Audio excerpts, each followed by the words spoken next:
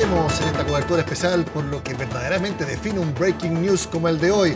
La decisión de Joe Biden de no ir a la reelección a la presidencia de Estados Unidos. Seguimos acá con Mónica Rincón. También ya se sumó Raúl Sor a nuestro panel de análisis. Antes, Mónica tiene una interesante mención que hacer. Sí, primero, obviamente un gusto, Raúl, que estés con nosotros. Un honor, además, tenerte. Las redes sociales de inmediato reaccionan, ¿eh?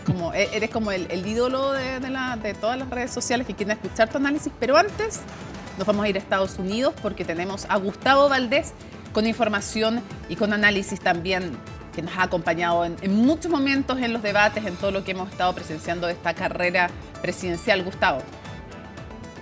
De manera sorpresiva, aunque quizá no inesperada, el presidente Joe Biden se retiró de la contienda presidencial este domingo. El anuncio lo hizo a través de su cuenta de X, antes Twitter, en la que publicó una carta a los estadounidenses en la que indica que el haber sido o el ser presidente de Estados Unidos ha sido el honor más grande de su vida, y aunque él tenía la intención de continuar con un segundo mandato, reconoce que en la situación actual, el que se retire de la contienda es lo mejor para el partido y para su país. Las llamadas para que se retiraran comenzaron después de su pobre desempeño en el debate presidencial por CNN en junio, y desde entonces miembros de su partido y las encuestas demostraban que muchas personas creían que ya era tiempo para que Joe Biden se retirara de la candidatura.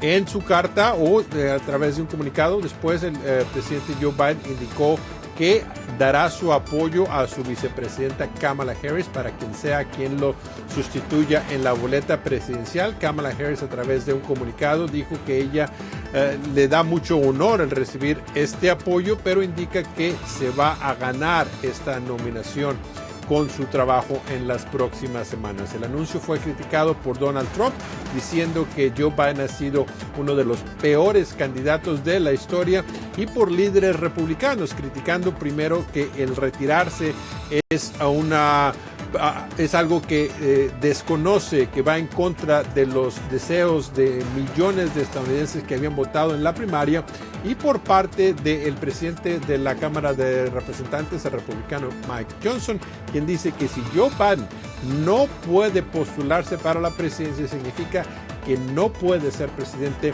y debería renunciar. Gustavo Valdés, CNN, Atlanta. Ahí escuchábamos entonces a Gustavo Valdés informando desde la sede central de CNN en Atlanta, Georgia. Se están replicando bastante los comentarios, no solamente de parte de los republicanos, sino que también algunos independientes, incluso el hijo Robert Kennedy Jr., y otros que están diciendo, si no puede ser candidato a la reelección, entonces significa que por las razones que todos más o menos sabemos que está decidiendo no seguir, tampoco puede ser presidente de Estados Unidos, incluso aunque le queden pocos meses. Vamos a conversar juntamente de ese y otros temas, y te dejamos entonces plantear esa primera pregunta: la postura, la posición en la que queda Estados Unidos y su presidente porque esto no es solo que decida no ir como candidato presidencial, sino que además estamos viendo, y hay una estupenda nota en nuestro sitio web buenísima, porque es la primera vez en 143 años que un presidente no repostula tras cumplir un primer periodo a la Casa Blanca. Otra cosa es que le resulte, pero que primera vez en 143 años que finalmente decide no postularse.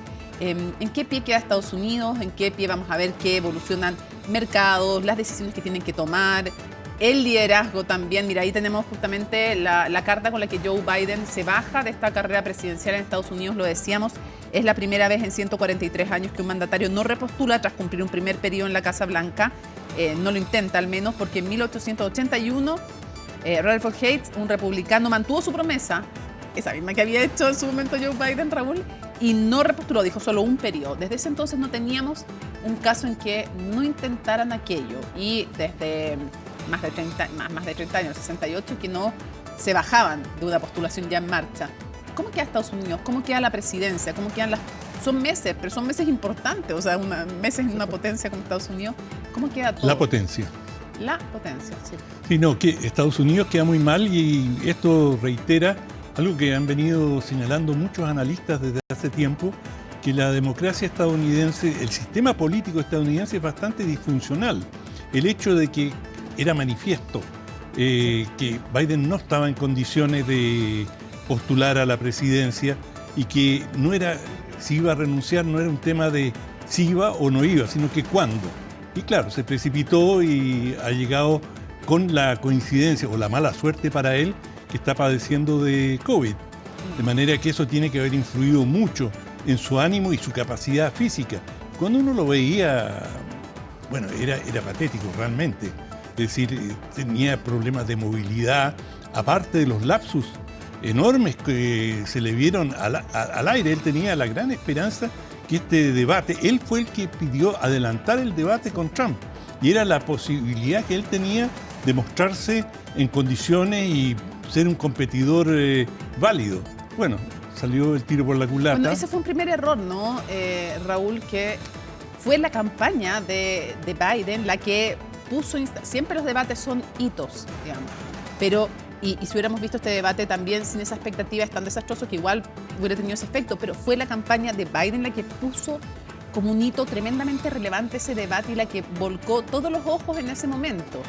Claro, fue tan espantoso que probablemente lo hubiera sido el mismo, pero ese fue un primer error de cálculo de su círculo más cercano sabiendo cómo estaba.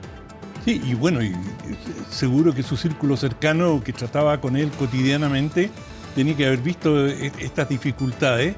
Y bueno, desde siempre él había tenido algún problema de locución, tenía un pequeño tartamudeo. Sí, de niño incluso. Exacto. Sí. De hecho, ¿te acuerdas de un video que alguna vez lo comentamos? En que él a un niño tartamudo le dice, yo también era tartamudo. O sea, ya, digamos que traía como... Él lo había superado, pero todo esto reflota. No, claro, y como tenía estas pequeñas dificultades que en realidad para ejercer la presidencia son irrelevantes, pero cuando se suman a otras limitaciones, va generando un ambiente de incapacidad, una percepción de incapacidad. Pero cuando uno lo ve, yo, esto es una opinión personal, consideraba patético el esfuerzo sobrehumano que él hacía, trotaba cada vez que se desplazaba. Sobre todo, Raúl, uno piensa que para una persona, imaginemos que él no es presidente de Estados Unidos, que él es una persona normal, que tiene un trabajo normal, uno pensaría, uno se cansa en el trabajo, uno cuando está enfermo, todo hace esfuerzos por ir, pero se siente débil y a uno le resulta difícil. Imagínate para él, en el puesto más exigente del mundo, todos los días, con una presión enorme, no solamente de su país, que ya es un continente en sí, los estadounidenses lo creen de esa manera. Con ese nivel de presión, a mí me hizo mucho sentido lo que tú mencionas, de cómo el sistema político y democrático en Estados Unidos está sumamente cuestionado con este tipo de decisiones. ¿Cómo no tomaron la decisión antes o cómo no dieron un plan? Porque esto era realmente algo que se veía venir. Y digo, ¿cómo una persona con esta deficiencia física y todo, es imposible que soportara 4 años más? O sea, realmente me hace mucho sentido lo que tú mencionas en ese aspecto y revela la debilidad también de las directrices del Partido Demócrata. Pero el Partido Demócrata es un factor, porque siempre cuando se analiza esto se hace todo muy desde una perspectiva doméstica estadounidense, que por cierto es lo más importante, pero es la primera potencia del mundo y olvídate los debates o cómo deben estar siguiendo como, digamos, con la mayor atención en Beijing, en Moscú, en la Unión Europea. ¿A dónde va esto? Porque esto tiene consecuencias para todo el mundo, para América Latina. Es decir, un gobierno de Trump, que ahora parece cada vez más posible, es una diferencia enorme. ¿Quién va a reemplazar a Biden? En fin, son tantas las interrogantes que no solamente en Washington y en cada hogar de Estados Unidos, sino que en todo el mundo. Ahora, el compañero de fórmula, además, de que eligió Trump, es alguien que es como corregido y aumentado, digamos, y que ha dicho que, o sea, textual, no me importa lo que, en verdad no me importa lo que le pase a Ucrania. Entonces, claro, obviamente que esto tiene repercusiones internacionales no menores. Ahora quería preguntarte algo. Esto nos revela, sí, me imagino, como ustedes dos mencionaban, mucho de las debilidades del sistema de la democracia norteamericana tan cuestionadas. Hace algún tiempo no hubiéramos pensado un asalto al Capitolio. Pero ¿no nos revela también en frente de quién estaba compitiendo Biden, del pavor que les genera a algunos y del fervor que les genera a otros, ¿Por qué lo digo? Porque hubiera pasado lo mismo con estas debilidades. Hubiera podido repostularse siquiera Biden si no tuviera al frente a Trump. No solo, ya está bien, está la tradición de que el presidente se quiere repostular, lo hace, pero lo que yo veo es que hubieran habido tantos dispuestos a cerrar los ojos y no ver las debilidades evidentes de un Biden si es que la alternativa no hubiera sido Trump. Bueno, no nos equivoquemos, Biden no es un muñeco de trapo. No. Es decir, tiene una gran popularidad en Estados Y Unidos. una trayectoria enorme. Cada vez tiene seguidores y hay gente que va a lamentar profundamente que él no siga adelante. Y lo quieren mucho en el Partido Demócrata. Exacto, Súper no solamente en el respetado. Partido Demócrata, sino que Sí. él ha conseguido cambios importantes en Estados Unidos en materia de salud, pensiones, en fin, ha logrado en sus 4 años una serie de cambios importantes. De manera que La no es- coalición, la OTAN, por ejemplo, también. Bueno, sí, pero refiriéndome específicamente a En su Estados popularidad Unidos, en sí. Estados Unidos, eso y por eso lo nominaron. Claro, pero esta pero me imagino que de alguna manera influye también esta mezcla entre un hombre muy querido, muy prestigiado además como senador también, con una historia familiar además muy trágica. Pierde una hija, pierde además a su esposa en un accidente en Delaware, muy cerca de Delaware.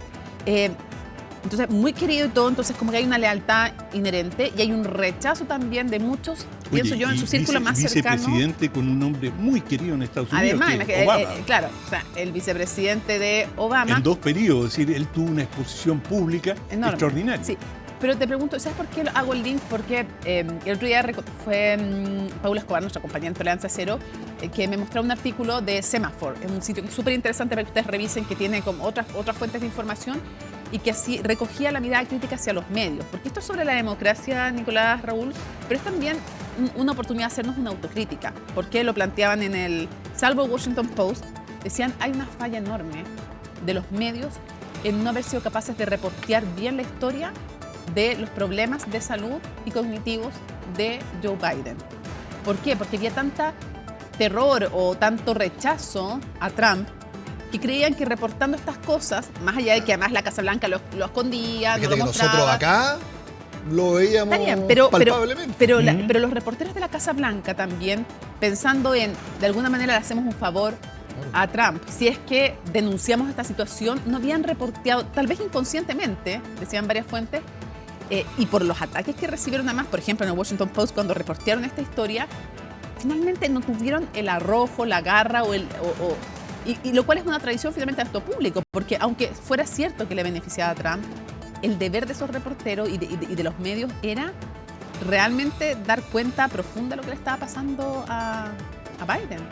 Cierto, pero cuando uno, digamos, con mi experiencia periodística, cuando tú desafías al poder, el poder tiene tiene capacidad de represalia. Y la Casa Blanca tiene mucha capacidad de represalia.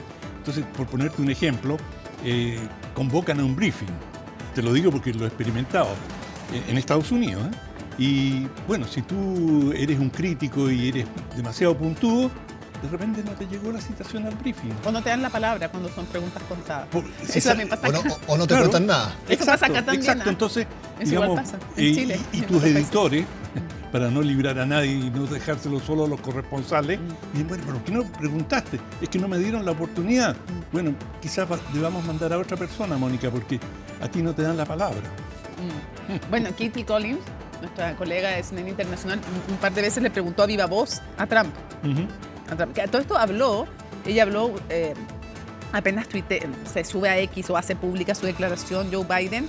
Katie Collins cuenta que conversó con Trump y que Trump le dijo que era más fácil incluso ganarle a Kamala Harris que a Joe Biden. ¿Cómo ves tú?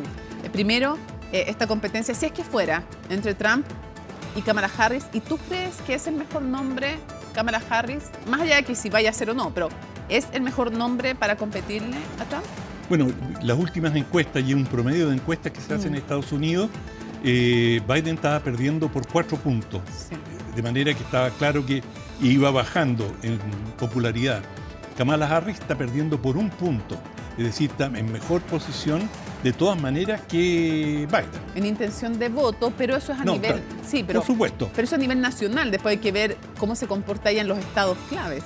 Sí, ahora De ahí- Kamala Harris no tiene una trayectoria particularmente brillante Ella estuvo, por ejemplo, una de las misiones que se le encomendó como vicepresidenta Inmigración. fue, aparte de migración, la conferencia, una cumbre con América Latina. Cierto. Y su desempeño dejó mucho que desear.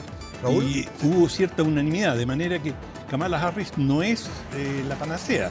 Y esto, los demócratas tienen por delante una convención y hay muchas posibilidades que se la declaren una convención abierta, porque la gente, los delegados, recibieron un mandato de votar por Biden, pero ahora se pueden sentir liberados.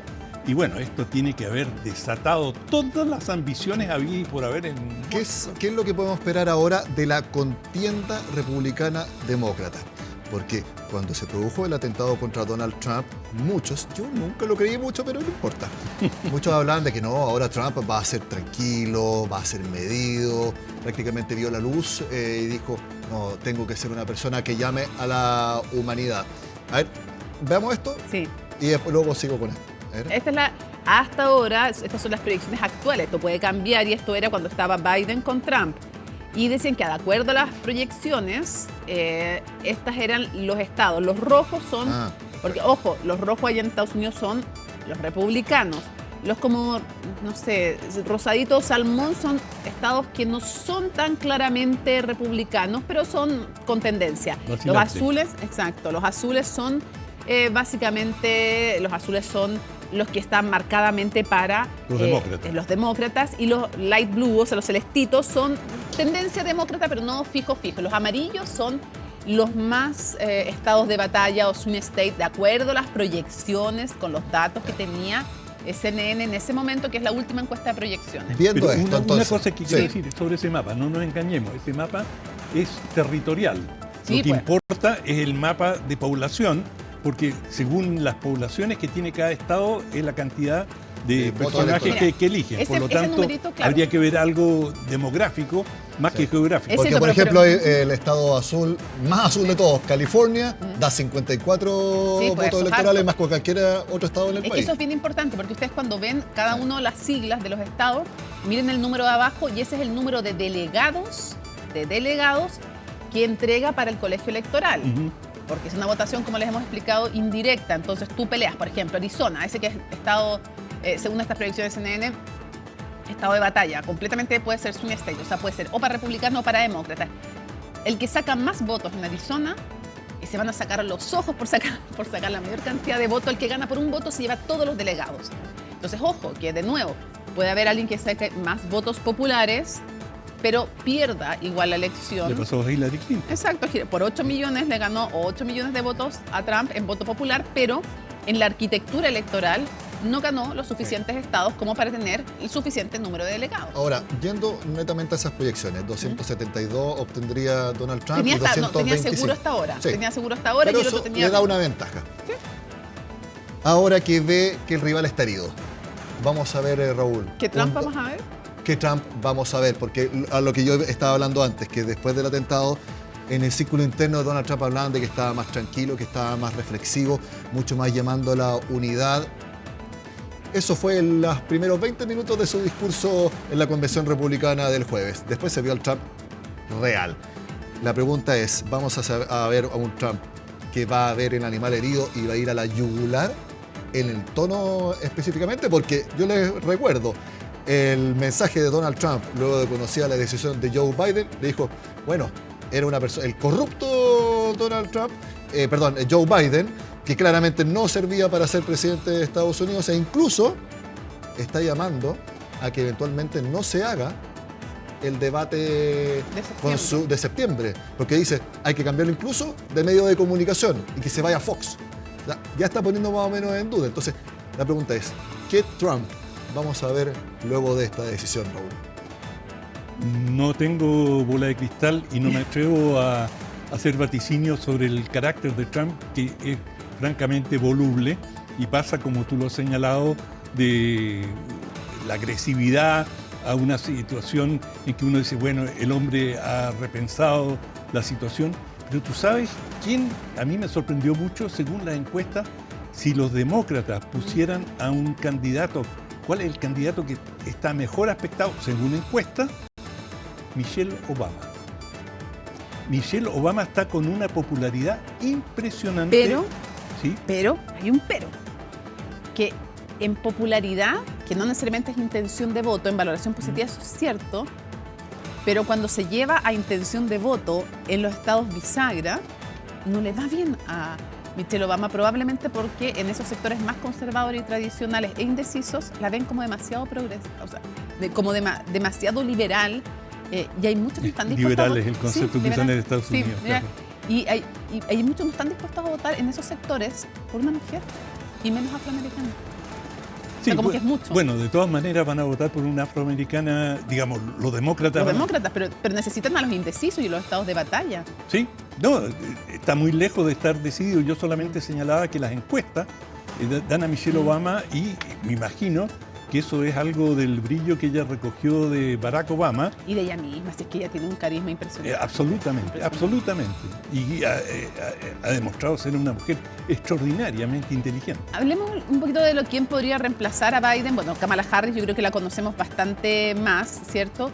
Pero Gavin Newsom, que es el gobernador de California. California es un estado 100% demócrata, 56 años, ambos se mantuvieron muy leales a Biden, obviamente no se movieron de la foto, no se movieron porque el que se mueve no sale en la foto, digamos.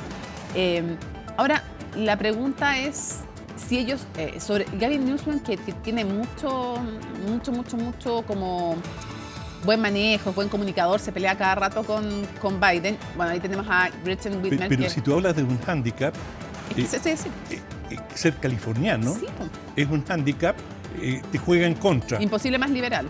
Exacto, y digamos... Y demasiado demócrata. Exactamente, y claro, se pasó de tuerca de progre, por así decirlo. ¿Qué es lo que, claro, ¿qué es lo que te sigue con Michelle Obama? Había unos análisis que hacían el paralelo entre Newsom y Michelle Obama en el sentido de que, independiente si le gustaba el que estaba escribiendo el artículo o no, decían, a ver si podemos poner de nuevo la segunda hoja para preguntarle a Raúl por estos dos nombres son bien interesantes porque son mucho menos conocidos en Chile, Raúl. Lo escuchamos menos porque si decimos Michelle Obama, todos dicen, sí, obvio, conozco a Michelle Obama. Pero Gretchen Whitmer, que es la gobernadora de Michigan, que es un estado súper importante en esta contienda, mucho más conservadora probablemente que... Y es muy popular, es muy querida. Es que por eso iba a ir a eso, porque es mucho más conservadora en comparación con Kamala Harris o Michelle Obama.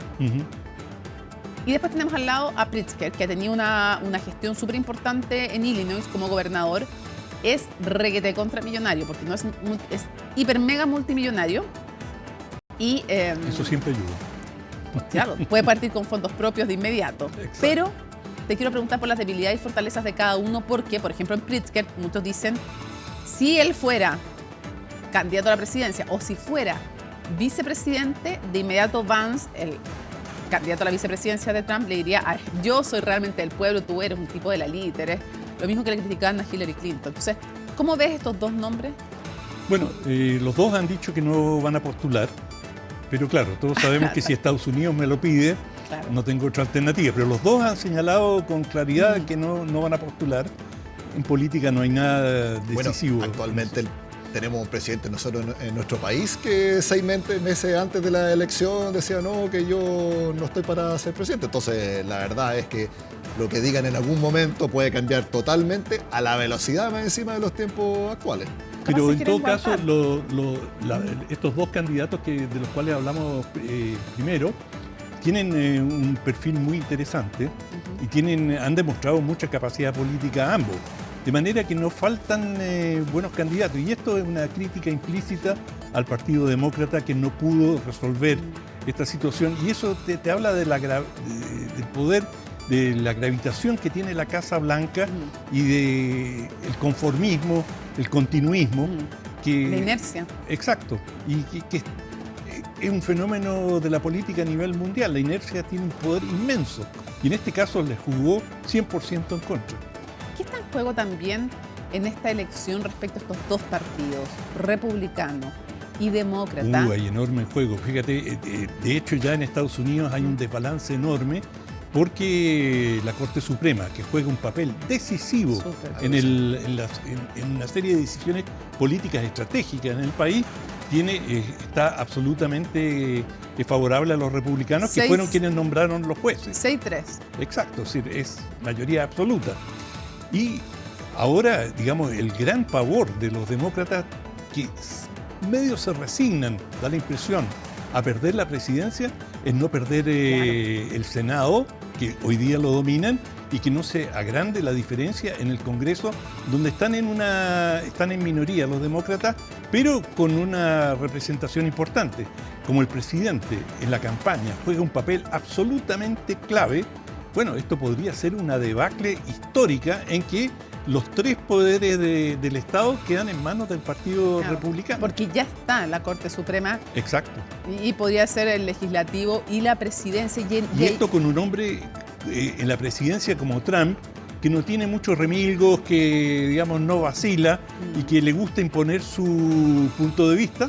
Bueno, esto puede tener consecuencias muy serias. ¿Y qué consecuencias puede tener para la democracia en Estados Unidos? Porque una cosa es que no esté en juego la democracia, pero uno se pregunta, a ver, en el momento, por ejemplo, en que se produce el asalto al Capitolio, ese 6 de enero, en que no querían reconocer la elección a favor de Joe Biden, hay alguien que es clave, que es el vicepresidente en ejercicio, Mike Pence, en ese entonces, el compañero en la Casa Blanca de Donald Trump, que en un gesto que yo encuentro que es muy valiente, él decide certificar, dice, es que yo no puedo no certificar esto, cosa que le valió el repudio de Donald Trump, ¿no? Y también hubo, porque es súper fácil defender la limpieza de una elección cuando te favorece a ti o a tu candidato, pero hubo muchos funcionarios y en varios estados que eran funcionarios de tendencia republicana y que dijeron no vamos a cuestionar esta elección porque la verdad es que no hay pruebas para aquello. Bueno, pasado el tiempo que pasó, muchos se preguntan si siguen existiendo los pesos y contrapesos o se han ido debilitando, por de pronto con la Corte Suprema, pero también con un compañero de fórmula como el que eligió Donald Trump, que ha dicho yo no hubiera certificado la elección. Si yo hubiera sido Pence, yo no le doy el vamos a la elección en favor de Biden. Entonces, ¿qué tan riesgoso puede ser para la calidad de la democracia esta elección en Estados Unidos? Yo creo que puede ser tremendamente riesgoso y ya hasta cierto punto Trump está retomando este discurso contra el fraude electoral que lo caracterizó en la elección pasada, que a lo largo de la campaña decía aquí va a haber un fraude y yo no lo voy a permitir, y no tenía ninguna evidencia de que un fraude era posible.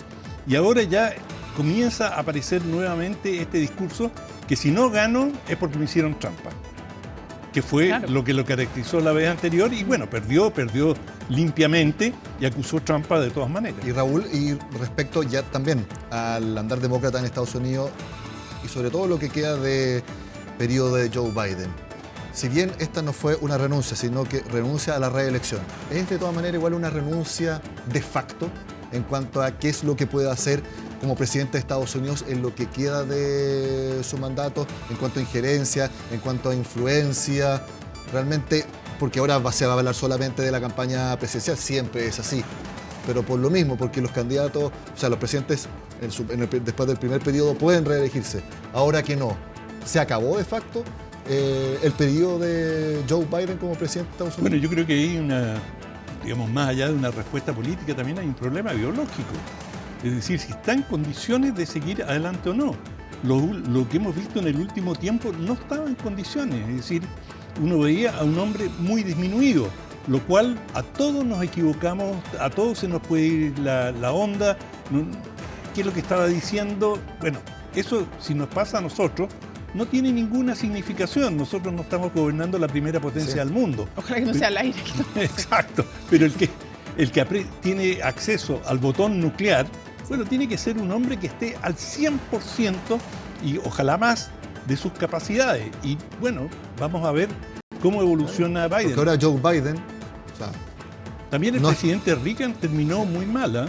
Y ahora políticamente no está al 100% Joe Biden después de lo que dijo ahora. Entonces, y tú lo dijiste en el primer comentario hoy día, que es lo que están viendo las otras potencias.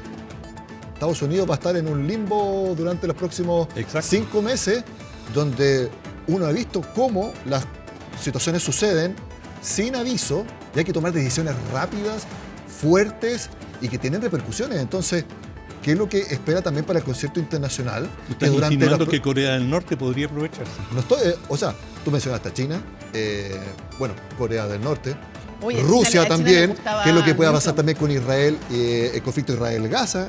O sea, un actor clave, quizás el más importante de todos, queda literalmente, no solamente el pato cojo, se queda descabezado políticamente por la influencia internacional que tiene.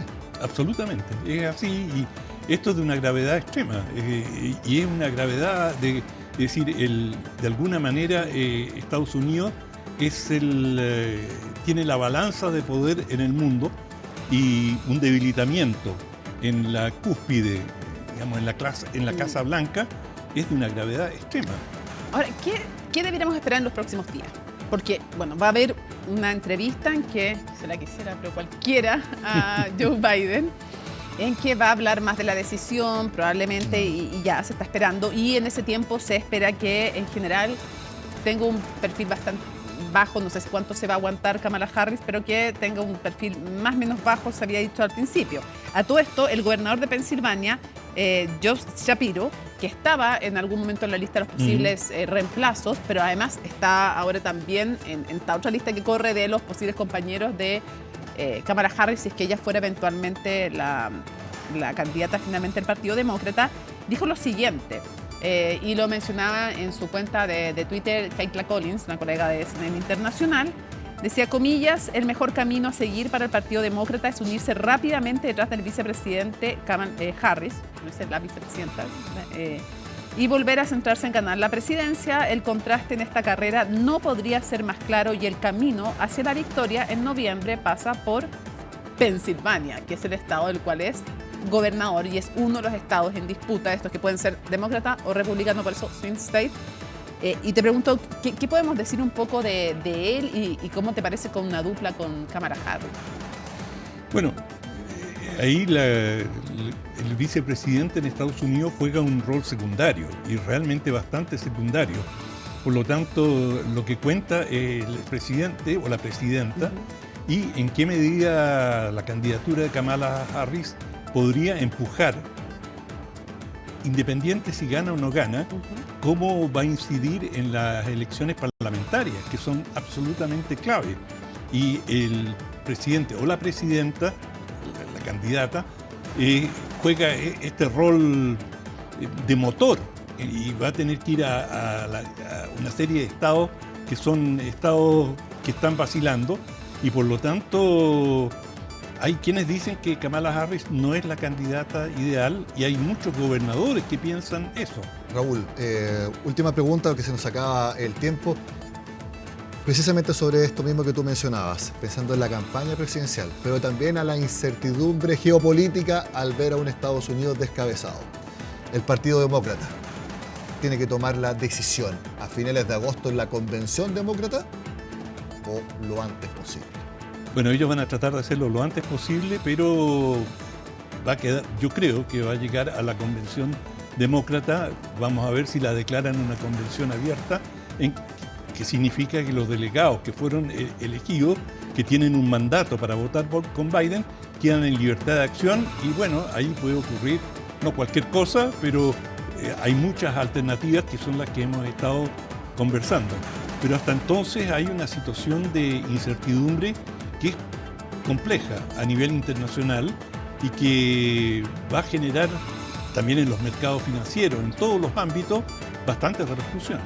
¿Está claro cuál va a ser el tema de Raúl sobre las próximas últimas miradas No, sobre todo hoy esta día está en semana? tolerancia, ¿no es cierto? En tolerancia, sí. Ah, pues claro, porque es domingo de tolerancia cero, que está buenísimo, obviamente como cada domingo va a estar Alfredo Yañán, don Fernando Paulsen, va a estar por supuesto Daniel Mansuy, Paula Escobar también, corazón para ella, además, y va a estar Rodolfo Carter de invitado, va a estar el senador Iván Flores y don Raúl Sor va a estar también en un día evidentemente súper importante, así que todos invitados a que te sigan viendo. Y no es el único cambio.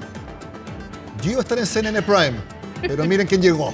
Mónica Rincón los va a acompañar desde las 8:30, pero yo estaré con ustedes a la vuelta de esta media hora que tenemos de intermedio. A las 7 de la tarde vamos a retomar nuevamente, obviamente, la que es la noticia del día y capaz que del año, aunque suene a cliché periodístico.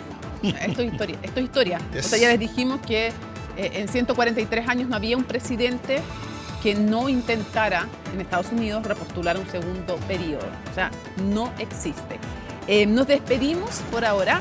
Lo otro importante es que ya vamos a retomar de nuevo, ahora nos separamos con CNN Chile Radio, pero seguimos por CNN Chile en un ratito más y ahí nos volvemos a encauzar porque siempre somos medios hermanados, este sistema multimediático que tenemos, y todos convidados entonces a Tolerancia Cero para que sigan escuchando el análisis de Raúl Soria. Estén muy bien, nos encontramos nosotros a las 7 de la tarde con Noticias Express.